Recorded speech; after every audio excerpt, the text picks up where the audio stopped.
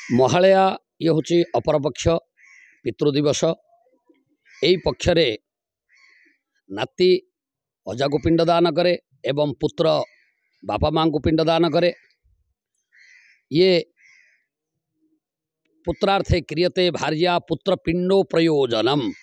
प्रयोजन सिद्धिपाई पूत नाम नरकरू रक्षा करने ताको पुत्र कह जाए।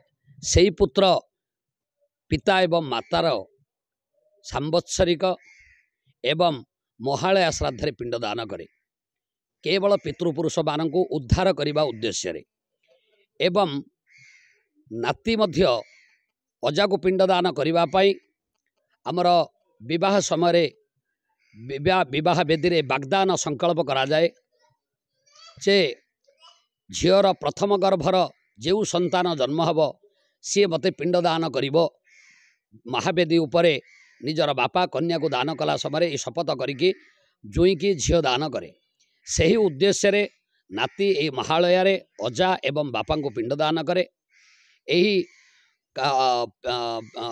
महालया श्राद्ध करती एवं यही महालया श्राद्ध रे आमर विधान अच्छी जे जो माने पितृश्राद्ध करती से दिन काक एवं कुकर एवं गोभ्य गाई एवं नीचस्थ लोक मानू अन्नदान करती।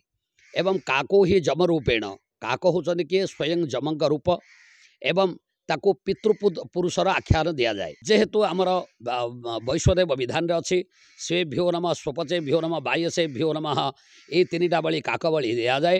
तेणु तार उद्देश्य अच्छे काको ही जमरूपेण काक को जमरूप बा पितृपुरुषर रूप दि जाए। तेणु यही उद्देश्य रे ही श्राद्ध दिन काक मानू एवं गाई एवं अन्य निरीह लोक मानू खाद्य वितरण करा जाए।